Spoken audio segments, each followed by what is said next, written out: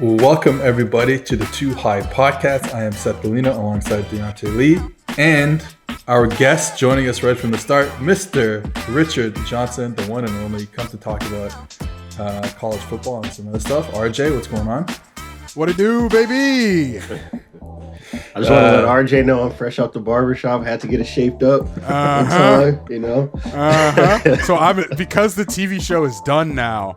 I have been on a schedule like every 3 weeks, right, without fail. So I'm missing this week, but I'm going home next week and can't get flamed by the homies. So Absolutely got to get the cut. Got to get right. It's a little different for white people. We spend it's like more of a 6 week period. I'm just trying to get on my Marcus Freeman shit. Man, man. Dude, I saw that picture of him with the side profile. I was like, wow, I haven't seen an S curl like that since I was in middle school. Seth has no idea what we're talking about. No clue. No clue. He could not tell you what aisle to find that on in the store. Look, when I was like 19 or 20 or something, I went to the barber and I said, "Give me a high top fade." Oh, that's God. the most. Oh. That's the. I would love to have seen what his idea of that. What's your barber's idea of a high top fade with your hair looking? Well, no, I went to a black barber. Like I got recommended. Okay. I was like, "Hey, you go to this guy, whatever," and then he probably didn't like it. I didn't like it, and here we are, 10 years later. I have a mullet. And we're rocking a mullet.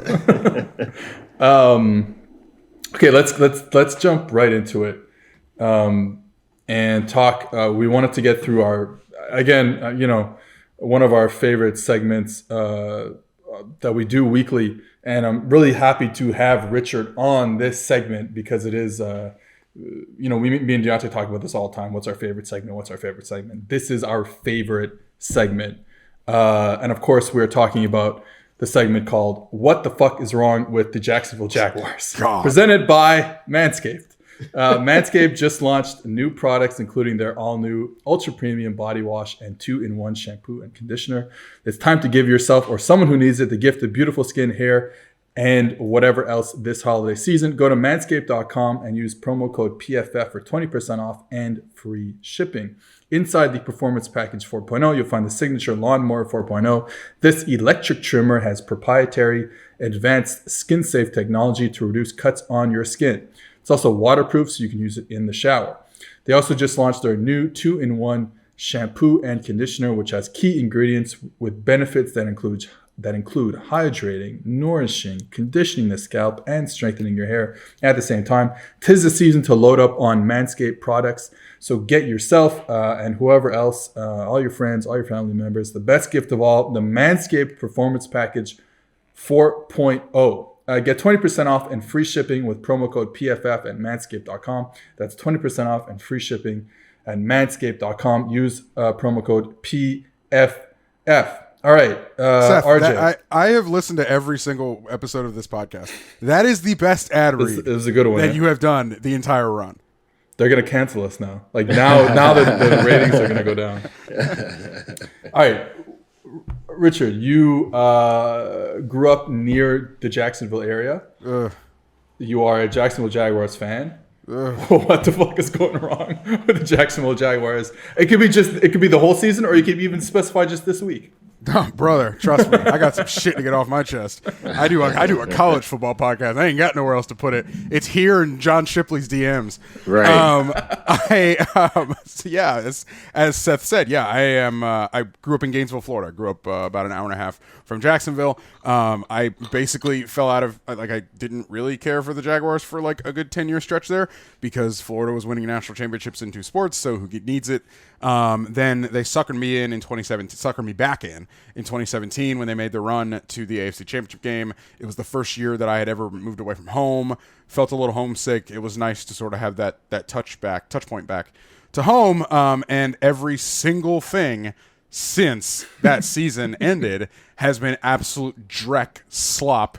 Now, obviously, Trevor Lawrence is the starting quarterback. We love him. He's our beautiful boy. But everything else, more or less, around this franchise has been an absolute dumpster fire. It's one of those things where, like, okay, in preseason things didn't go well, but it's just preseason. You guys told me it's just preseason. Don't worry about it. Okay. Week 1, played in the Texans, who are literally not trying to win football games. And they got absolutely smoked on the road in Trevor's first start. Broncos game didn't go well. Had a moment in against the Cardinals where they had like a 110-yard kick return. Right. Thursday night game against the Bengals where they actually fought pretty hard and almost won the game. And then. So, like, I think it's pretty clear what's happened here. Shad Khan, the ownership of the Jacksonville Jaguars, got sold a bill of goods as far as what Urban Meyer could give to them and who Urban Meyer is as a football coach right now. He said it earlier it's Thursday night. He said it on, I believe, Monday. He was asked by the Jacksonville media, what changed? Like, what has changed? Because you micromanaged your way to 2 national championships at the University of Florida and another at Ohio State. And you were this, like, maniacal. You can't do it another way in college football. Exactly. And every single, and Urban literally said it because Urban always literally says it, apparently, as far as what's on his mind these days. Urban literally said, he's like, yeah, I'm not that guy. And they asked him, like, do you regret that you changed your style? He's like, I needed to be able to sleep at night, so I changed my style. And they were like, do you regret it? And he was like, yeah, well, I regret a lot of things. And I'm just like, oh my God. Like, it's very clear that it's just, they got sold a bill of goods. This is not the guy who led Florida and Ohio State to national championships. He's not cut out to be that coach. He is in over his head. He is committing the coaching version of malpractice every single week with this franchise. And it's getting worse every single week. They had like a 2 or 3 week stretch. The game where they beat the Bills, they played exceptional in that game. The defense played exceptional that game. They legitimately hung with the Colts. I thought they played the Colts very well after the first quarter. Right. And then the 49ers game happens, and they play like shit. Like, so what do you have on offense? You have a running game that is not bad. I really and truly do not think their running game is bad. But when you're down 30 points, you can't run the ball. The other thing is you have a passing game that does not have a receiver that can get open, has terrible spacing, has receivers that do not do the right things off the line of scrimmage, whether they're getting bumped, whether they're running the wrong routes in week 12 or week 13, whether they're bumping into each other, whether they're not catching the fucking ball. I'm not talking about off the back of your helmet, man. I'm talking about like in your... I got screenshots on screenshots of balls that are hitting face masks. Guys, I'm going insane every single Sunday for 3 hours watching this team. I don't even know if they're better or worse than last year's team that went 1-15. I'm not even sure yet. What I do know is they have this man, Trevor Lawrence, in hell. And the most recent thing is the last 2-3 weeks is that James Robinson has fumbled in the Falcons game, gets benched for I think 3 straight possessions. Obviously, the backup running back who they drafted, Travis Etienne, has not played the whole season. He's hurt. Carlos Hyde, yes, that Carlos Hyde is the backup running back. He's literally the backup running back. Obviously played with Urban at Ohio State. Carlos Hyde is on the field in the red zone against the Falcons, and then your third string running back as well, who I believe they cut. Check me on that, but I think they cut him last week or demoted him to the practice squad. It's just a joke. And then James Robinson fumbles again against the Rams, and he gets benched for another 3 possessions. And it's gotten to a point where everybody's asking Urban Meyer, why is your best player not on the field in very crucial spots? And he doesn't even have a bad answer. He doesn't have an answer. He's like, I don't know. We should probably talk to the offensive coordinator, Darrell Bevell, and the running backs coach about it. What do you do here? I'm serious. He's the culture coordinator. What is your purpose on this coaching staff? What are you doing to lead this team out of this thing? Now, in the last, I believe, 3 weeks, they have had chief of staff has left to go back to college to go to Texas. Tight ends coach is going back to Virginia Tech reportedly at the end of the season to be the offensive coordinator at Virginia Tech. Defensive line coach rumored to be going to Florida. And there's another coach on staff who is rumored to be leaving as well. That's 3 on-field assistants and 1 front office guy, liaison between the head coaching staff and, media, PR, et cetera, that are out the door and out the building before it's week 13. It is unconscionable to me that you could try to run this back with Urban Meyer as head coach of this team next year. I don't even know what I'll do if they try to do that. He's embarrassed Shad Khan and this franchise. I just don't get it. It's just every Sunday, man. Every Sunday. I'm in hell. I've never seen this in my life. I've never seen a coach throw people under the bus as much as he does on a weekly basis. But and it's like you have to take like, even if you don't give a shit about running back rotations, you're the head coach. But even if you don't care, like, you got to pretend like, you know what I mean? Like, like you said, give a bad answer rather than especially no answer. 24 hours after the game, you should give a bad answer. Yeah. I can't even. At least just lie. How about you lie? Lie to me, Hey, baby. I talked to the running backs coach and he said this. Next question. Nobody knows the goddamn difference. It's just every week it's something with this team. Every week it's something. And it's just crazy that they're going to fall ass backwards into the number 1 pick again.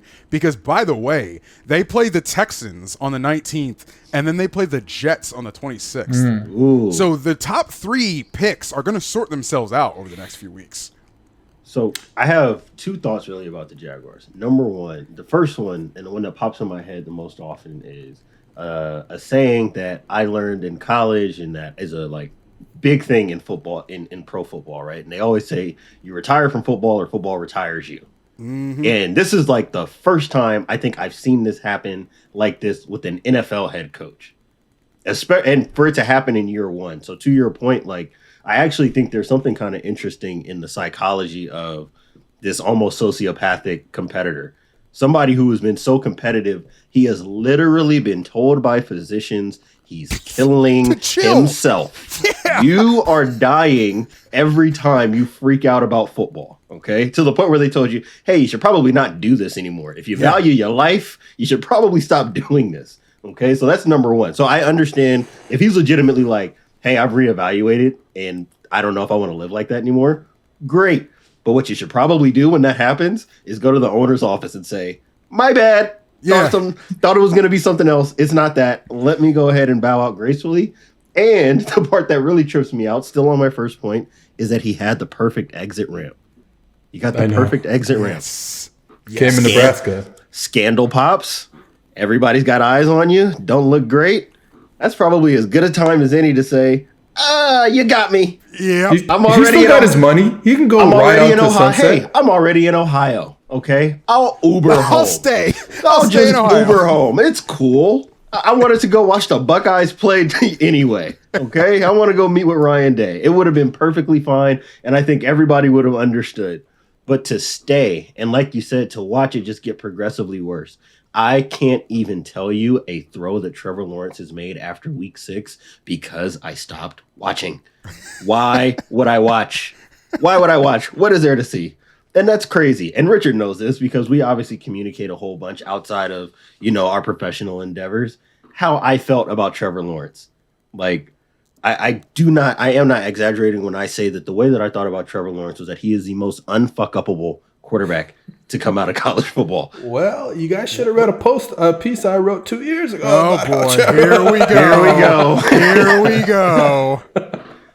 I don't get it. I don't get it. And they're even if you're say the Lions, there's reason to be optimistic for them because they're cheap and bad right now. Right. And the goal was to do this anyways. And hey, we just lost. Right, they exactly. You got a head coach that's got a vision. Your head coach has got a vision. You know where this is going to go if you get all the pieces you need. If you're losing now, it's cool. You're playing a bunch of dudes who are 24 years old right now anyways. Who cares? If you're the Falcons, you're bottoming out. You're paying the price of being good for 3, 4, 5 years. I think that Falcons fans are unpleasant right now, but I think they probably understand what the state of things are. But to your point, Richard, to be sold this bill of goods, hey, we're getting a guy that you already don't really like, but he's got this resume. So what are you going to say about the resume? We finally were able to drag this guy out of college into the NFL, and he's going to implement this, and that. And then we get the strength coach hire. Then we get the strength coach unhiring. Yep. Then we get... I didn't even bring that up. That was February. I think it was like February. Yes. That's why I'm like, everything from step one in this process has just been wrong. And it's crazy. You know, I think in the media, there's a lot of rush to maybe be hyperbolic in how badly a bad idea can go. This is one of the few times where everything that everybody said would go wrong, went wrong, exactly how they said it was going to go wrong, when it was going to go wrong, how it was going to go wrong, and why it was going to go wrong. Okay? This was crazy. We don't hit the lottery like this in the media very often. And I do think, to your point, it would be malpractice of Khan to look over this entire situation and say, hey, let's do it again. I'm going to give you another top 5 NFL pick to do this with. Because it's not only that they're bad, they are being embarrassed every single week, not just on the field. The head coach is embarrassing you every time he steps to the lectern to give it's funny that all the little motivational messages he was talking about preseason, +2, own it. By the way, those are no longer said. Yeah, where'd those go? Where'd those go? Where'd those go? Curious. Interesting. This is not a college buyout situation either. Like, I understand you probably will have a lot of money to put to this man if you do send him on his way in the first weekend of January. You take your yacht to football games. I don't give a shit. Pay the money and figure it out, because you have a golden ticket with blonde hair who wears number 16. And even he, earlier this week, the three of us have followed Trevor Lawrence basically since he's been 16 years old. Basically. This guy is a very chill bro as far as quarterbacks and competitors are concerned. I'm not saying he's not competitive, but this is not the most rah-rah Tim Tebow leader guy in the world. And for him to get up this week and say, I want James Robinson on the field. James Robinson is the best player we have. I have voiced my opinion that James Robinson needs to be on the field. At some point in time, I would imagine Trevor Lawrence is going to have a meeting with Shad Khan and tell him how this season went. And if Shad Khan hears that in an exit meeting at the end of the season, or Trent Baalke, the GM, or whoever, they hear that and they hear the face of your franchise is frustrated or what have you, you better not do the things that you did after 2017 when you heard a 3/4 of the league grievances to the NFLPA were coming out of your locker room. Right. From Jalen Ramsey, from Leonard Fournette, from all of those guys. Don't repeat the same mistakes, which is listen to the best players in your building, say this guy is not working, and run it back. Yeah. Because you're going to continue to be a joke, because this franchise is a joke in the league. Talk to anybody else around the league. They are the new Browns. And speaking to that personality type of that quarterback, you want to find out whether or not somebody else will pull an Andrew Luck, try it with that guy. Yes. I don't think that he is that pressed to be the best quarterback of all time. I think he would like to be. I don't think that he's willing to pay the price of being a Jacksonville Jaguar for multiple contracts to get there. I think he feels like he'll be fine. I think that he feels that all of his accomplishments in his life, they're perfectly fine. And he will go live perfectly normal life outside of football when this is all said and done. Don't think you're getting the guy who's going to lay his body on the line even when things are awful. Because I don't think that's what you're going to get out of that dude. Would you be concerned? The only thing that I'm on agreement with all of you guys. Like it can't happen. It's over. Like it can't happen again. But would you be concerned if you got rid of the offensive coaches, the offensive coordinator, Darrell Bevell, maybe Brian Schottenheimer, the passing game coordinator, the guys who have worked with Trevor and are trying to build this thing around Trevor? It doesn't look good. It looks horrible. I get that. But like guys who've worked with him, and some of the stuff that's come out where they're talking about how, hey, Trevor sets the protections and we don't have to tell him stuff. He does it by himself. Like we're creating a real quarterback here. Would you want to disrupt that, bring in someone completely new Because I don't think Darrell Bell was like a bad offensive coordinator or anything like No, that. I mean, it might look really bad right now, but like he's probably a fine. So I don't know. That would be my only thing is like if you get rid of Urban, you probably get doing the whole thing over again, and that means no Darrell Bevel or any continuity there with the offense. Because I don't think you're not making Darrell Bevel the head coach, right? I can tell you. I can tell you that first of all, he's done that before. Has Shad Khan? Doug Marrone was an offensive line coach, then became interim, and then kept the head job. To be frank, it seemed like the players actually did pretty well ride with Doug Marrone during that run. It was Tom Coughlin that was screwing everything up. They're gonna clean house of the offensive staff. Yeah. That's a pretty open secret. I think this is a given. Yeah. Like, my thing is like, man, if you're cleaning out the whole offensive staff, you might as well clean the whole thing out. I don't mind a lot of the defensive staff. I think a lot of their problems on defense stem more from personnel than it does like play calls and schemes. I actually think defense, man. Yeah, I mean, honestly, they sort of switched, frankly, mid-season from man to being very zone heavy. And it's actually kind of worked. I mean, yes, results vary. You gave up 40 points to the Rams, but like it sort of had some pretty good early returns, particularly against the Colts and the Bills. On offense, though, outside of James Robinson, I don't know what you have for skill talent. DJ Chark will come back, but DJ Chark is not a number one receiver. I think DJ Chark is a very talented receiver. What's the deal with Marvin Jones? Explain. I don't know. I think thought this was a good free agency signing, and I don't know. Marvin Jones is supposed to be your veteran leader, running the wrong routes, not covering up the tight end as an X. What do we have here? Like, what do you have here? I don't know. I mean, this is emotional, but I don't know who you bring back on the skill player outside of James Robinson next season. Like, yes, you're getting Travis Etienne back, I guess. You're getting Travis Etienne back, which, yes, they're going to need a home run, and I am excited. But Travis Etienne has a foot injury. Like, you can't necessarily even count on that to heal the right way. So it's just like, they're going to have a top 3 pick. I would Evan Neal. Evan Neal. Draft Evan Neal. I think Josh Allen's played really well this year. At defensive end, maybe you take Kayvon Thibodeau, or maybe you take Aiden Hutchinson to have like Josh Allen's the speed guy, Aiden Hutchinson's the power guy, and you sort of have that combo on the defensive line. Like, I would not be upset if they take one of the edges, or if they take Evan Neal and just say, Evan, you and Trevor, it's you two ride for the next 5 years and learn. Yeah, I think this to me, I kind of agree with you. Probably lean toward Evan Neal, but you're not mad at taking any of the edge guys at all. I don't even think you're mad if you take like a Kyle Hamilton. I mean, depending on what pick it is. They don't have a safety either, so I'm not mad if they take Kyle Hamilton either.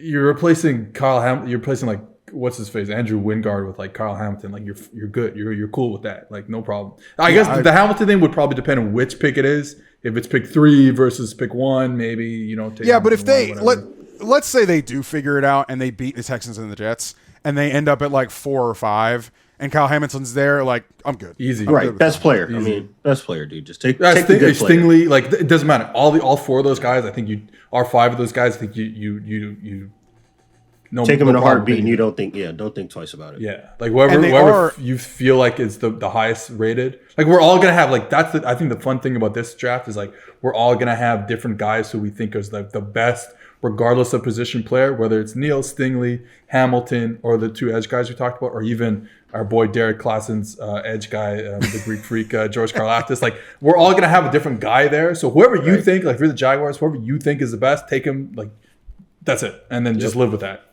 And again, by the way, you're going to have probably league-leading amount of cap space. So this becomes another reason why this can't bring the guy back. Cannot continue. You can't. Because you are going to have enough cap space to spend, and you already last season, when you also had the league-leading amount of cap space, ran into the issue of people do not want to come to your joke of an organization. That's going to continue again, and you're going to waste another summer of guys you could take swings at in free agency who don't want to come because what's going on in the building. For me, like, just like we can just end this right here. But I just was reminded in my head about how Urban Meyer took that first preseason loss. Like, dude, you're in above your head if you're freaking out about losing a preseason game, man. Andrew Norwell, who's played really well this season, honestly. Andrew Norwell is offensive lineman. He played for Urban at Ohio State, and he was like, "Yeah, I had to tell Urban, like, dude, chill. It's preseason." It's a shame. All right, let's move on to hashtag CFB talk. Hell yeah, baby! Our As favorite we make segment. this transition, one last thing. Let's keep this Ohio to Florida pipeline going and send Luke Fickell to Jacksonville. Come on, baby. Let's do it. I'd be down for that. Come on. Ohio people got summer homes in Florida all the time. What's the difference? Come on, Luke. Let's go fix Big Brother's mess. All right. Hashtag CFB talk is presented by, of course, the Too High podcast and PFF. So right now on PFF.com, you can get 25% off any PFF subscription if you use the promo code Too High. That's TWOHIGH. Grades and data are live for every single player who logged a snap last week. What can you get? PFF's locked article content, NFL and college football betting dashboards, which include the grade-powered projections, cover probabilities, and betting value, 0 to 100 grades of every single player, including the top rookies on every team, a player prop tool, which shows the positive and negative value for every NFL prop, and much, much more. Support the pod. Use promo code TOOHIGH, TWOHIGH, for 25% off any subscription. Also, this holiday season, we want you guys to go to contact@pff.com, email contact@pff.com, and tell us what PFF feature you love the most and what do you want the most from PFF. Tell us which podcast sent you that's PFF, that's Too High. And we'll put your ideas onto a wish list for 2022 and we'll try and make it happen. So contact@pff.com. All right, let's get into I have so many questions for you, RJ, about every team. But I want to start close to home with you. Let's start with the kind of triangle that's forming here between Florida, LSU, and Notre Dame. Who's got the worst of it now? Who's coming out in last place right now? I'm a sadist. I'm sadomasochist. Sadist. Sadomasochist, I think is the word I was looking for. Tell me it's LSU. I'll say this because I said this on my podcast about all of these jobs, even Florida's. Statistically, every single one of these schools is going to be here, right back here again in 4 years. Yep. Florida, Oklahoma, if the head coach of Oklahoma, the sitting head coach of Oklahoma, can do something that has not happened since 1947, if the head coach of Notre Dame can do something that a sitting head coach of Notre Dame has not done since 1907, anybody can get it in this coaching carousel college football thing. So, say that to say. I do think LSU just sort of by proxy becomes the one that right now, before we've kicked a ball in 2022, before we've signed a recruiting class, looks roughest right now. Well, they don't have coordinators, so that's a problem. I know that they did obviously sign Coach Frank Wilson from McNeese, which is going to be massive for recruiting. Cannot be understated how good of a guy he is at getting the best recruits, particularly in that area of the country. Now, I will say, I think LSU is going to have a transfer problem. I think they're going to have a lot of guys get out. Max Johnson is transferring. Yeah, it's not great. So they're going to have that to deal with. I think there is going to be a brain drain at LSU, and I think it's going to affect them next season. I do think they'll probably stumble out of the gates. I want to win a national championship next season. As far as Eras is concerned, Florida. But the other thing is, I think this again. I think Florida is going to be a slow build because what Billy Napier's trying to do here is trying to change program infrastructure stuff from the top down. Florida has not had an effective player personnel department probably since 2014-ish. I was going to say McElwain. End of Muschamp era. Muschamp era. They have not effectively been able to recruit or develop personnel. Remember, Dan Mullen came in. Kyle Pitts, Kadarius Toney, Those are not Dan Mullen recruits. Those are Jim McElwain recruits. And so they have struggled for a while here relative to their station in the sport with getting high-level talent, obviously, to the clip that they should be able to. So, yeah, I think Florida's doing an infrastructure thing. I think Florida will be a slower build. Billy Napier's already said, we're not signing a lot of guys in the middle of December. We're not. And I know Florida fans are freaking the fuck out right now because Jacob Copeland's transferring. They lost another wide receiver in the recruiting class. They lost a quarterback in the recruiting class. Your transition recruiting class is going to not be great anyway. And this guy is trying to build this thing up from soup to nuts. Like, right. Just give him a second. Like, I'm not, I don't write off 2022, but I'm like, whatever they do in 2022 is pretty found money as far as I'm concerned, above expectation of 7 or 8 wins. Right. I was going to say, I mean, you don't get a year zero at Florida, but this is probably about as close to a year zero as you. Yeah, it's a year 0.75 or something. Yeah. You're excited, so they go and they take Corey Raymond, who was a DB coach, recruiter extraordinaire from LSU. He's going to go to Florida, and I know Brian Kelly tried to keep him because I think a week ago it was like, oh, Corey Raymond is staying at LSU, and then it comes out, yesterday or something, that Corey Raymond is going to Florida. He's been on staff at LSU for 10 years, survived both, the Miles firing. Clearly a guy that LSU wants to keep on staff. He's going there. You're talking about maybe getting Tosh, who Billy Napier is close with, to come another really good recruiter, who died, Jacksonville defensive line coach. So that is important. Now, can you explain, we're talking about Florida, their issues in recruiting in terms of where they're not getting recruits from? I mean, I'll leave that open-ended because obviously let's just take the state of Florida for sort of what it is. So Florida has struggled in South Florida, but everybody has in South Florida because Nick Saban decided that I want all the talent in South Florida. So he went and got it.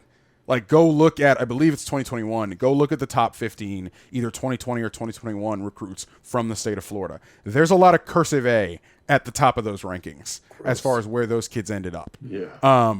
There's no excuse that those guys don't stay in state. I'm not even talking about Florida. I'm talking about Florida State, or Miami. Miami, right. Nobody's keeping those kids home. Then there's sort of, if you want to go from south to north in the state of Florida, you then come up I-95 a little bit. You're in Palm Beach County, that area. Florida has needed to mend some fences there. That they're going to need to do that in the future. You come up to Central Florida. Dan Mullen actually didn't do too poorly in the Lakeland-Tampa corridor, which is sort of west of Orlando. Didn't do too poorly there. That's like Sefner Armwood. There's some really good talented players that come out of there. Indiana's coach, Tom Allen, has gotten some guys in that part of the area because that's where he used to coach. And so, yeah, they've done fine there. In Jacksonville, they've been getting beat in Jacksonville. Been getting beat in Jacksonville by Georgia. That can't happen. Cannot continue. They get beat in Jacksonville on the field by Georgia a lot. They also get beat in Jacksonville on the field. So they got to shore some things up. But Billy Napier is building a staff of hitters on the recruiting team. Yeah. It's pretty clear. And because of that, it's going to take a little bit of time to build those relationships. Those guys probably have their strongest relationship in Louisiana. Obviously they're probably going to be able to pull some kids out of Louisiana just based on where this staff is based. But if you're in Florida, you don't necessarily want to make a living fighting recruiting battles in Louisiana. There's not enough guys. Yeah, I know LSU fans are like, oh my God, Florida's coming to Louisiana. And it's more we talked about this before, but it's more like, hey, let's go and get, I don't care where they're from. They just happen to be from Louisiana. Let's go get good recruiters.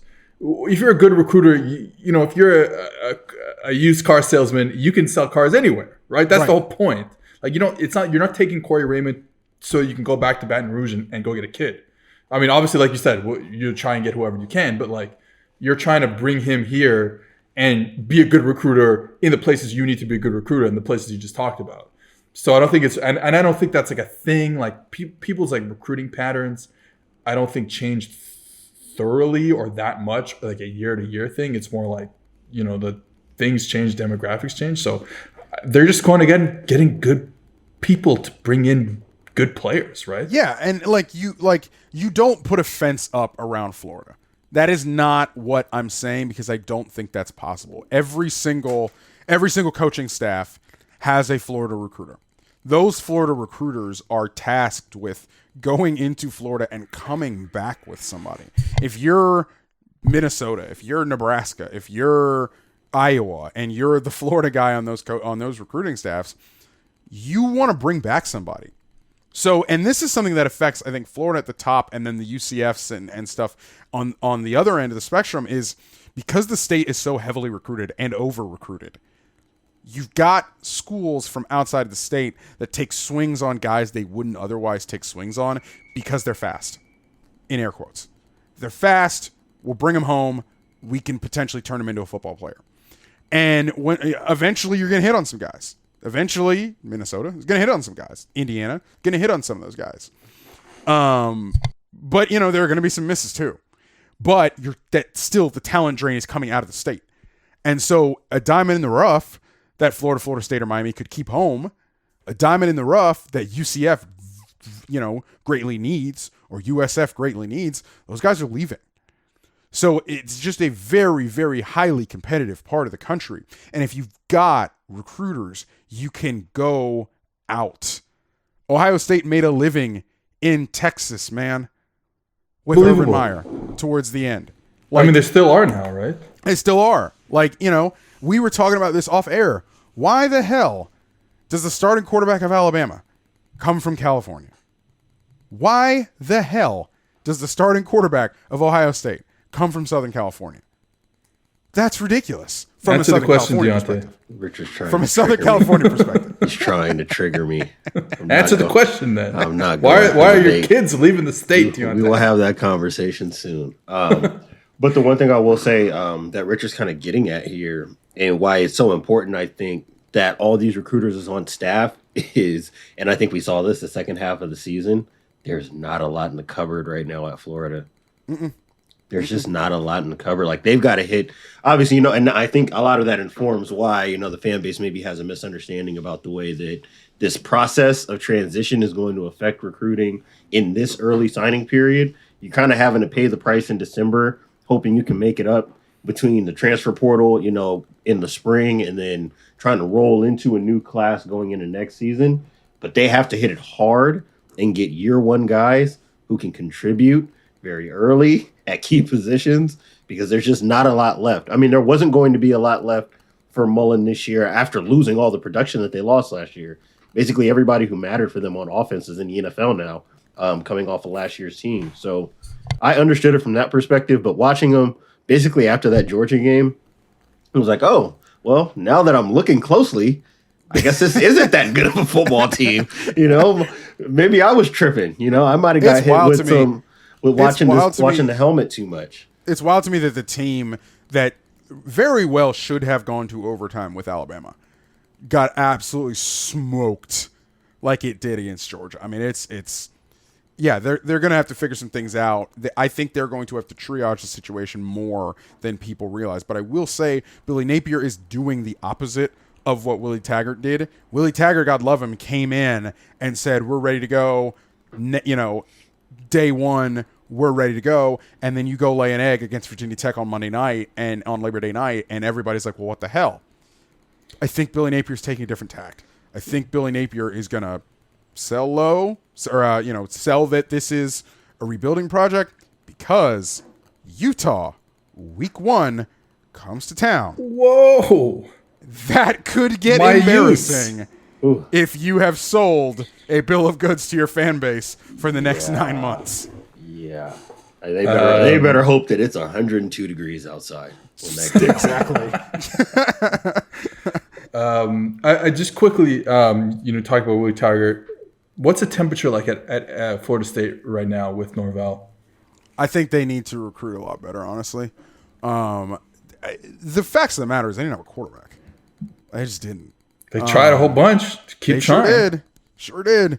I think people are...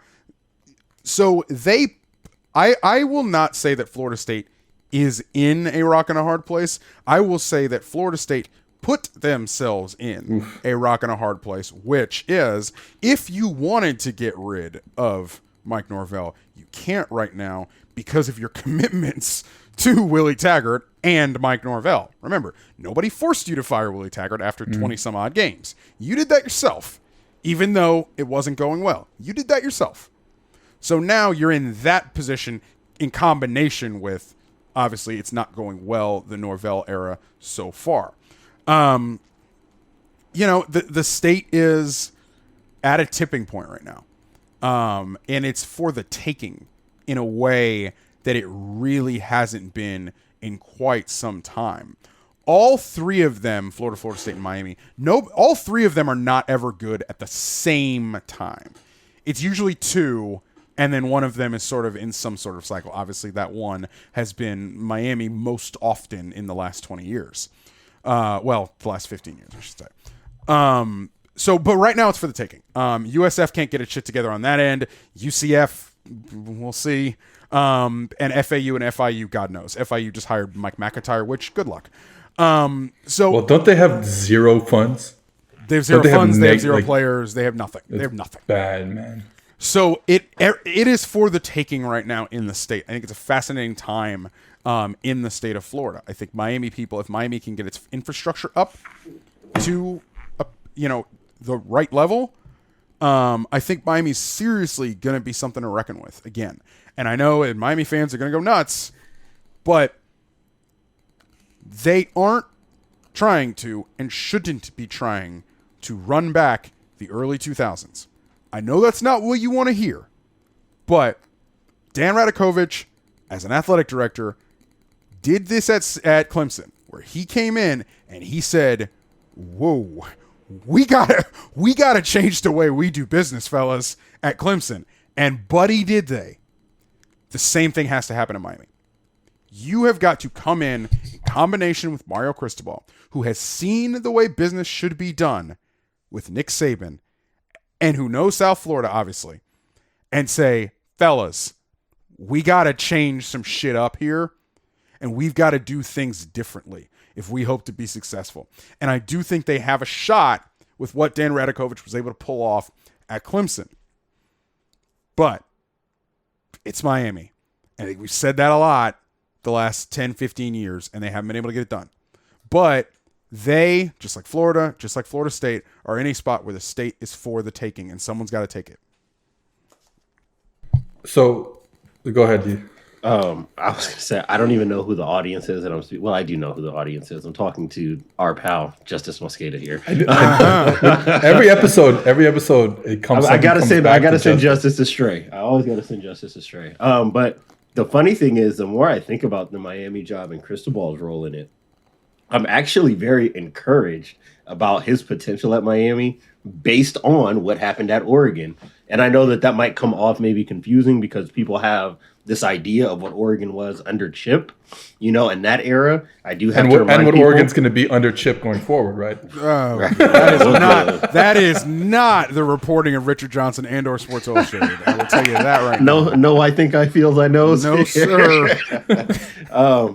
But I think that, and I think a lot of people, it's easy to lose sight of this when you have like that organic, grow from maybe a cute contender to a team that's actually really competing. Everything that happened on Oregon's trajectory said that by the time that they got to Cristobal, they should have been declining. They had let go of coaches. They had the Helfrich era. You had Taggart there for a literal cup of coffee before he left. And by the time you get to that next coach after that, it's probably time for a decline. Now, feel how you want to feel about Justin Herbert. I obviously was very critical of the way that, his career went there. But everything else, in terms of having an identity, implementing that, they were very serious about their recruiting. You can take that and copy and paste it at a place like Miami if you can make it happen in Eugene, Oregon. I think they were early. Exactly. I think they were early this season. And I know for a fact that Mario and that staff thought very highly of next year's team.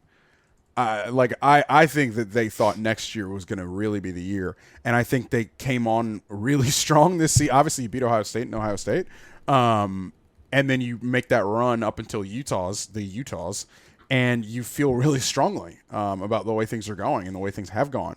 And so there clearly was momentum. But look, man, when Mama calls, the guy spoke fucking Spanish at the press conference. Like, when Mama calls. So what does Oregon do now? I do not think running Chip back is a way to do business, man.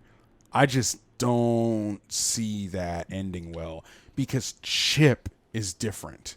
Yeah. It's not even that you're different, and you are different as Oregon. Chip is a different dude. He's a different coach. Lightning in the bottle, guys. I don't think he's. I don't know if I would go so far to say Chip has lost the fastball completely in college football. The NFL thing is what it is. I don't know if Chip has completely lost the fastball. I don't want to say that, but he's a different guy. Well, I was going to say he's just fundamentally not the same person as a coach anymore. He's not the same. I don't think he wants to be that anymore. Exactly. That's what I mean. Fuck if I know anything about Chip, but like I just don't think it just feels like he doesn't want it. It's not mock speed anymore. It's just not. He doesn't want to live like that. It's clear he does not want to live like that anymore. You have a quarterback like Dorian Thompson-Robinson who fits like the literal archetype of every quarterback that he ever recruited at Oregon, and you don't do that, it means he's probably past that. You know, like, and to your point, I do think that there's probably an argument to be made that Oregon is different. It's not the same. The context, you know, these circumstances, it's not the same. It's okay. We can all commemorate a great half decade. Played for a national title, Oof. You know. After you leave, you go play for another national title. Awesome. It was great. You guys can commemorate it, put it on a plaque. You can put his name on something in the stadium if you want to. I don't think that that's a marriage that needs to happen again. Also, are you burying the Oregon program right now? No, we are not. No. We are saying it has shifted. That sounded like a eulogy. I don't want to put I will say this. But. I will say this, and Deontay is going to know where I'm going with this as soon as I start saying it. There is something going on in Los Angeles that was not going on in 2012. And what I will add to that is the last time that something like this was happening in Los Angeles, Oregon did not get to be Oregon. Exactly. They didn't get to be Oregon. Exactly. Explicitly, Oregon got to be Oregon when this was not happening in Los Angeles. Yes, okay? Exactly. One half because of what the NCAA did with their sanctions, and the other half based on their leadership following the sanctions. But that's why. DeAnthony Thomas, that gets to be a superstar at Oregon, don't get to go to Oregon if USC is USC. It's the truth. I know nobody, I'm sure nobody wants to hear that. But the truth is the truth. You crazy? DeForest Buckner, those guys don't leave their backyard. Thibodeau should be at LSU. Let's not fucking beat around the bush here. Okay. I don't know if Deontay. I don't know if Deontay said this on this show, but I had somebody told me one time. It was like, look, honestly, whether USC is really cooking or not, if you live west of the Rocky Mountains and USC wants you to go to USC, you go to USC. School. You don't think about it. It's the truth, guys. That's the way things work. At the end of the Pete Carroll era, they were going into Louisiana because they basically felt like if we blink at a kid that lives on the West Coast, he's coming anyways. So let's go see what's happening with Joe McKnight. Right. Maybe so we can go get if you like it. That's such a perfect example here because like you had Reggie Bush and you go and get this guy who was supposed to be the next Reggie Bush. That shouldn't happen. Especially where LSU was. Remember, this happened to LSU a lot in like 1990 through 2000, right. 2002 maybe. It didn't happen at that point. That wasn't happening to LSU. That was between Nick and and Les really sort of booting it up. Exactly. So that's to your point. When SC is doing this, it's scary hours for the entire West Coast, and like it's not particular to Oregon. Like Texas can catch strays from this. When SC is SC. Oklahoma can catch strays from this when SC is SC. Well, first of all, Utah is the best team in the Pac-12. They're good no matter what. Yeah. That's not gonna. That ain't gonna keep on much longer, awesome. Bubba. But I think Oregon has a year now. While you're seeing maybe Lincoln create this new machine there, because like I agree with what you're saying here. This team, if the quarterback is good, I always forget his name. The kid's going to be a sophomore. or at least a redshirt freshman next season, the quarterback. If he can play, there should be returning a bunch of players. It should be good next year. So they got one maybe 2 more years to like get that Pac-12 title again, Pac-12 title again. Maybe make another run at the playoffs because I think they will be. They could be pretty good next year. I do too. I do too. I do too. But it's like if Lincoln can get this rolling, have your fun now, Oregon. Yeah, that's what I'm saying. You got a year. I mean, everybody in the Pac-12, throw your parties now. Schedule all the good stuff right now. Okay, this is not me. This is honestly not even me speaking as a fan. I think anybody objectively can look at what's happening over there and say, like, all right, things are moving differently on the West Coast right now. There's a lot of different kind of energy. There are kids taking visits right now quickly. Exactly. Too. He's only had the job for 2 weeks. I try to keep a decent amount of track on what USC does in recruiting. They're getting guys on campus that they couldn't even get to answer the phone a month ago. It's different right now. Now, does that mean that it's just going to happen like this? No. A lot of these kids may end up recommitting where they're already committed, or because it's still a transition. Exactly. But clearly, I think everybody seems to have their ears perked up at. I wonder what's going on over there, and they've been so aggressive with it that I do think that as long as nothing catastrophic happens, this should be a turnkey operation. Yeah, this is the one we talked about on our show last night. Everybody gets one where you're like, in every cycle where you're like, if this one doesn't work, I don't know what I'm talking about. I'm about there with USC and Lincoln Riley. Like, if this one doesn't work out, I don't know, man. I don't know. If this one don't work, USC is broken. Simple. That's where I'm at with it. If this one don't work, SC is broken as a program. Like, there's rot there that even we don't understand. I agree. And I will say, like, the one reason why I think things have changed at USC beyond the fact that they just got Lincoln is how they did it, man. People do not understand how low key Mike Bone and Brandon Sosna, the number 1 and number 2 at USC's athletic department, pulled this off. They are guys from Cincinnati.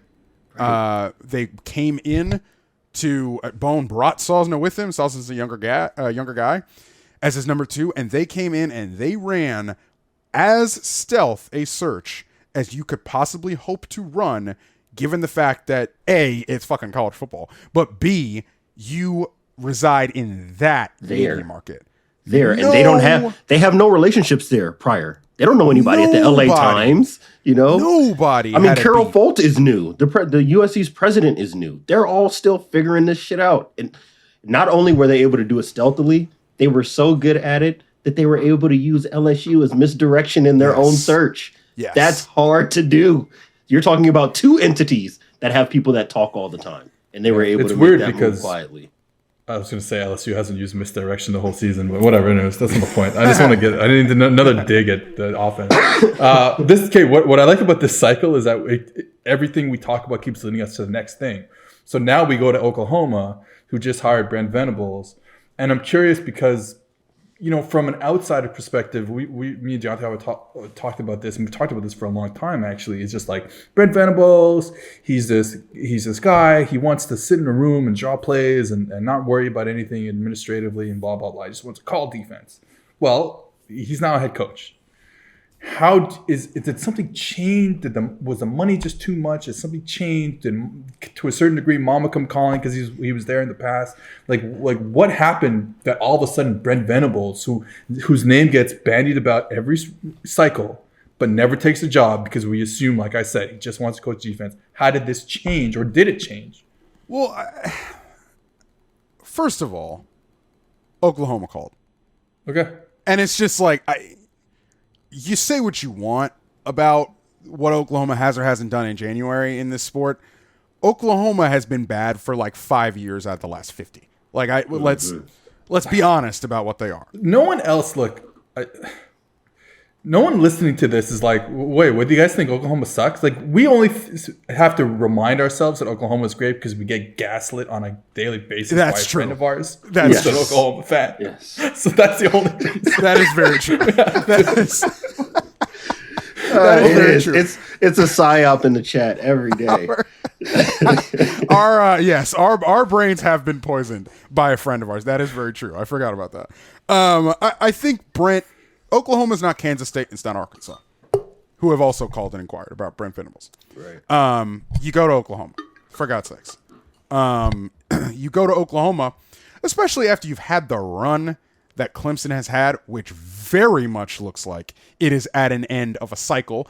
Richard Johnson did not just say Clemson is going 6-6 next year. What I did say is everything about what's going on in that building. Whatever Clemson we get over the next half decade is not going to be related at all to what we got the last half decade. That's not what it's going to say on the quote graphic on PFF.com tomorrow.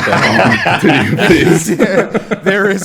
There is an AD and there is a BC, and I'm pretty sure Trevor Lawrence is the line of demarcation there. Clemson is moving into a different era. And if you're Brent Venables, I think you see that. I think you know that. On the other end of the phone, Oklahoma's calling. Oklahoma doesn't open. Oklahoma hasn't opened in 20 years.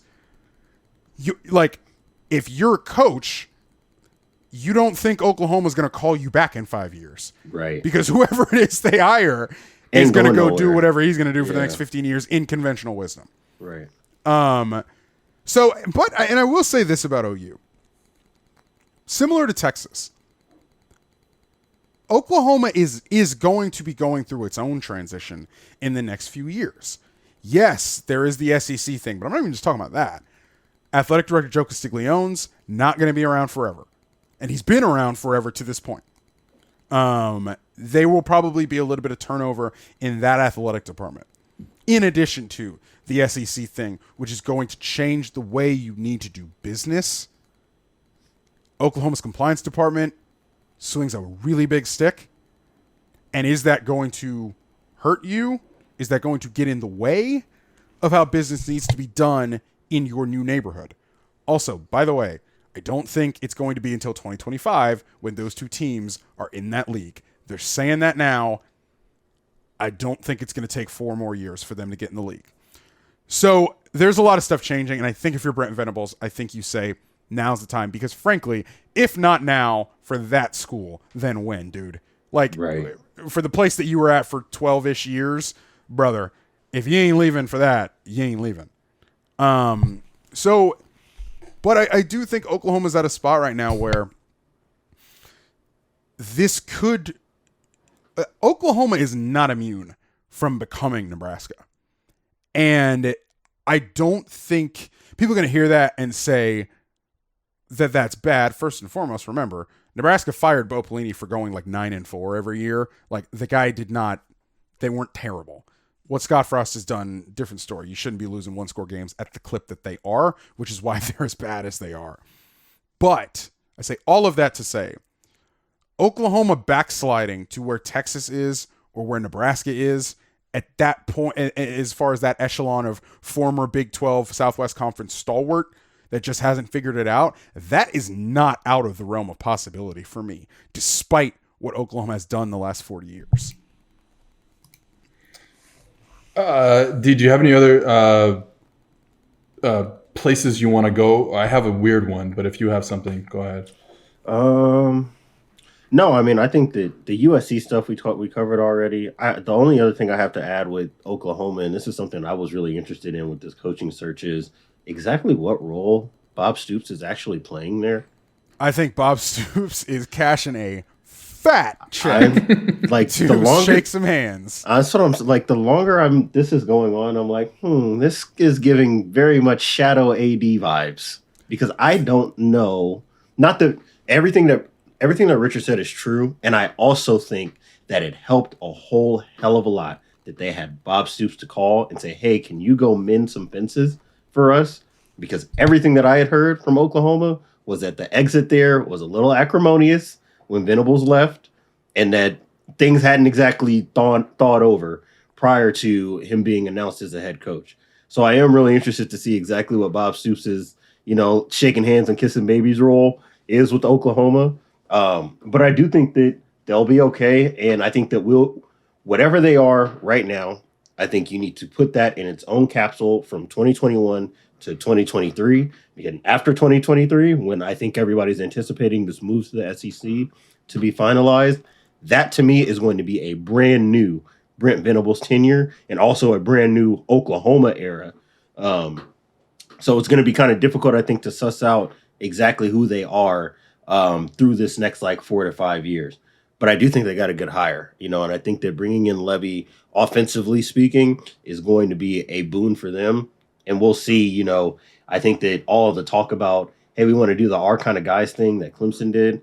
I think that it's nice at Clemson when you also don't have to worry about the fact that Wake Forest is going to come in and poach your guys. You don't have to worry about North Carolina coming in to poach your guys prior to Mac Brown. You don't got to worry about NC State. I don't know if you can take that approach with you to the SEC. So we'll see about that. But no, I think that covered basically everything else I was looking for. What's this weird spot that you were looking to mention? I have two now that I think about it, but the first one, the weird thing is Colorado State. Just explain. I guess we'll explain because I don't know how many people have followed this. So, Colorado State head coach Steve Adazio fired. Okay, that's the one part of this that makes sense to me. Yeah, that's Steve Adazio, future LSU offensive coordinator. So he's fired. They hired Jay Norvell, who's the coach at Nevada.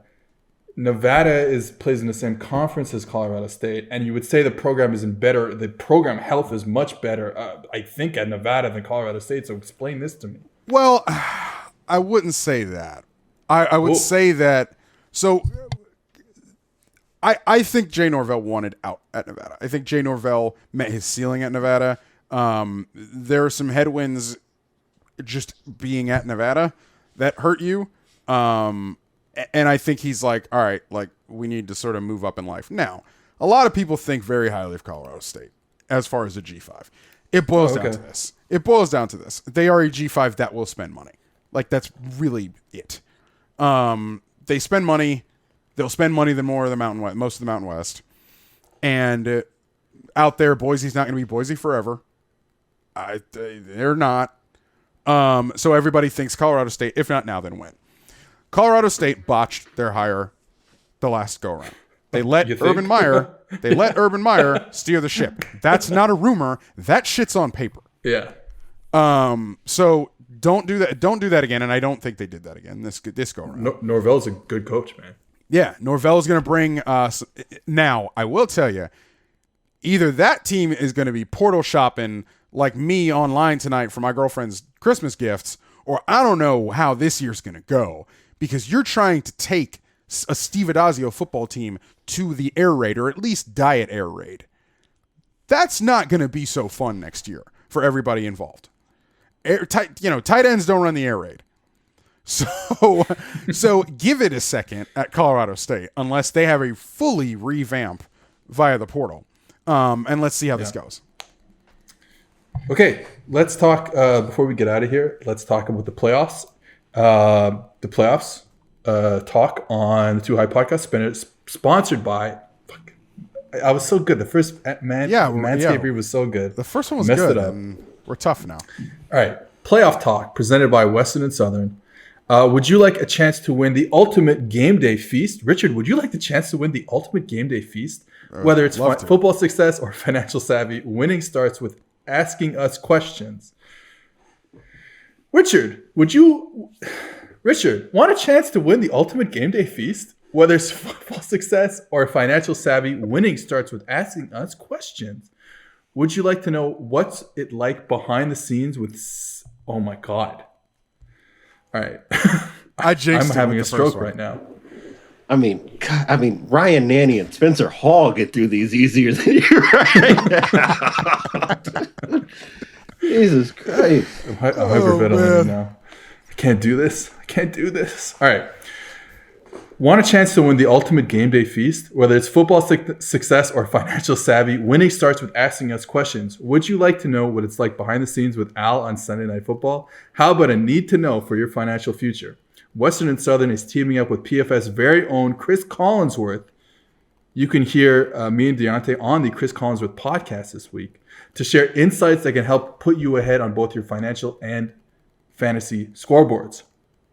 Every submission you ask earns you a chance to win the ultimate feast to celebrate football's favorite Sunday.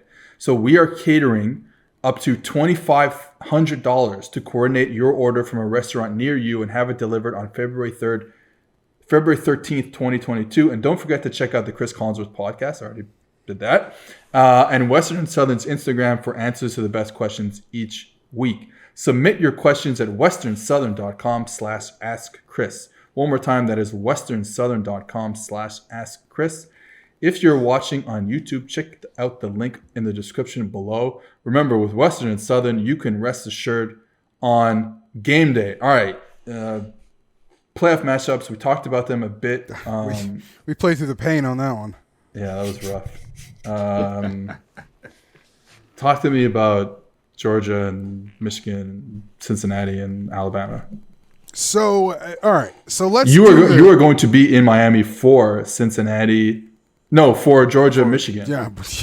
Yes, I will be in Cincinnati for Georgia, Michigan. I will be toasting at midnight from the press box on New Year's Eve. I'm very excited for that. Let's get the first one out of the way first. You guys talked about it early in the week on Monday. There's a way, like, I don't think Cincinnati has much margin here. I think either Cincinnati wins this game or they get smoked in this game. I don't think there's much in between, particularly just because of how they operate on defense. Like Deontay was talking about, they're going to play a shitload of man. That's basically the only way they know how to do business. Now, Cincinnati actually lucks out to an extent because John Mechie's hurt. Yep. Because John Mechie isn't going to play this year, you can hope to hell that Sauce Gardner and Jameson Williams, that Sauce can lock up Jameson Williams to the extent that player can be locked up. And then I think you figure it out against Slade Bolton and Billingsley, and hope you have somebody who can guard Cameron Latu at tight end, because it could be a Cameron Latu 8 for 120 and 2 touchdown game if he's matched up against a nickel or a linebacker, a big linebacker who can't guard him. And Cincinnati plays a lot of nickel. So there's that. On offense for Cincinnati, I do fear that with 3 weeks, Nick Saban will put young Desmond Ridder in a blender. Someone's going to have to block Will Anderson, which, good luck. And I don't think you're running the ball against Big Phil Mathis and Will Anderson and his friends, even though Alabama has been a little bit suspect against the run this year and last year, particularly against tempo, when you tempo it. I don't see it, man. I don't see it. And Cincinnati belongs here. Cincinnati belongs in this football game. I'm not going to sit here and dismiss this out of hand. But you're sitting at the big boy table now, and we're going to talk to you like an adult. And there's really not a way to soft play how this is probably going to go on the 31st. I don't think you're going to play a lot of man. I think there's obviously exactly what you said. There's the potential that Gardner locks down Jameson Williams, and then you kind of live with the rest, and maybe you're okay. Kobe Bryant's also an all right corner on the other side, so you deal with it in some way. Do you want to play man against Bryce Young? No. And have him leave the pocket and make plays with his legs like that? It's tough. I don't know. I don't see. So what are you? It's a tough path. It's a tough path to victory. So Alabama's So the funny thing is, Alabama may have fixed the pass protection thing, which means it's over. Which if they have, then it's over. It's over. It's done. Sorry. It's done. They swapped out the center halftime of the Iron Bowl. Swapped out the right tackle. Held up obviously really well against Georgia. Yeah. And I think Brian Robinson blocked his ass off from running back. Yeah. Alabama does not have a special running back, but he did hold up pretty well in pass protection, I thought, on Saturday night. But I mean, you're right. If they're really going to block it up for him, it's going to be a long night. I mean, it's going to be like a 50 points long night. It can be. That scares me. Yeah, I don't disagree, and it scares me. If it was 41 against Kirby Smart in Georgia, I don't know what to tell you, Cincy. Yeah, I just don't know what to tell you. That's really. I mean, it's too bad. I will root as hard as hell for Cincinnati to win this game. It's tough to. Like I said, it's tough to find even one path that makes sense for them to win this football game. Desmond Ritter would have to have an out of body experience. Like He would have to play 2015 Deshaun Watson playing Alabama in the national championship game. Yes, that he has level, to play out of his mind. Yeah, and I don't know if Ritter has that in him. I don't know if he'd have that in him if they were playing Michigan, for example. So he has to play out of his mind because what this Alabama team didn't have until Saturday night was the ability to take your shot, drop the clutch, score on 5 straight possessions, and now what you got now? Yeah. And now that would be my one thing where it's like you're right. You're 100% right. They haven't shown that this year. From it's like Miami game and then the Georgia game almost. I'm probably forgetting something. No, you're pretty much right. I mean, they really haven't showed it. Or they've been like, okay, the Florida game was okay. The LSU game was okay. Tennessee game got going. It ended up being good. And then the Iron Bowl was okay. It was good. Was not good. So it's like, maybe this is actually not Alabama. I don't know. And now no John Mechie. So maybe this isn't Alabama. I don't know. I feel like it's tough. I don't know. What worries me is what they put together on Saturday night in combination with now we have 3 weeks. Exactly. Yeah. If this game was tomorrow, I think it's a different story. Yeah. But they now have 3 weeks after it finally clicked. I don't know, man. Yeah. Yeah. The way they won the SEC championship game was probably the highest degree of difficulty that you could have to beat a team like Georgia, and they did it with relative ease. Yes. They went on a 31-7 run over the course of simple. 5 possessions, and the game was over. I know, again, you said this, and I really want to reiterate this. This does not mean that Cincinnati is not a serious football team. You just so happen to run into this. When it was Michigan State that made the playoff, I felt the same way then. Right. When it was Washington that made the playoff, I felt the same way then. When it was 2017 Clemson that made the playoff, I felt the same way then. Nice story. It's great. You guys are a great team. And if you played Michigan, I might be able to even entertain the fact that you could do that. This one, though, sorry. This is the worst out of the 3 that Cincinnati could draw. This literally is the worst matchup. Easily. Here's my one thing before we move on to the next game and get out of here. My one thing, and it's Auburn man-to-man team gave them trouble. LSU man-to-man team gave them trouble. LSU zeroed them. LSU said, cover 0, we're coming, baby. But the thing about that, I will give LSU credit for doing this, particularly with the staff on the beach, is they did that out of a bye week, and they hadn't seen anything. Alabama had not seen that. Right, they had no frame of reference for that. Auburn did see though. That's what I'll say. Auburn, this is what Derek Mason has been doing. Coach O did say, he was like, yeah, we put in like 8 fucking new defense. Yeah. So if Cincinnati wants to go that route and wants to give them something they haven't seen, maybe. Yes. Maybe. But so that's what I'm saying. Like Auburn, press man. Cincy is also going to play press man. Auburn has here's the issue though. As I say this, is like I think Auburn's defense. No one talks about it. That's a fucking good defense, man. Yes, yeah. Roger McCreary is a hell of a corner, so he cancels out Sauce, who's also a hell of a corner. They're both gonna be NFL players.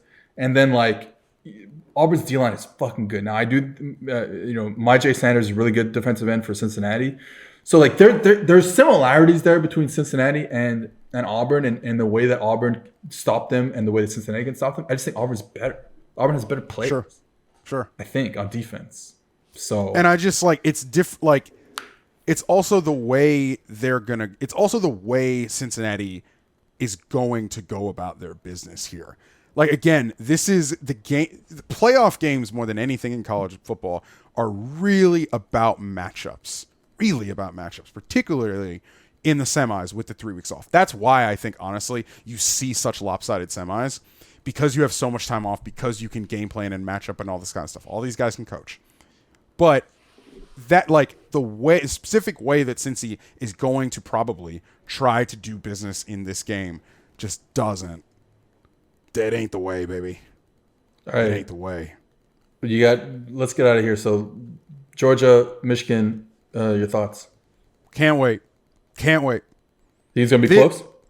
Because I think for Georgia, we talked about Cincinnati getting the worst matchup. Georgia got the best matchup. Yeah, I was going to say this is Georgia got the best for matchup for what they want to do. This is the Novocaine. This is the get right.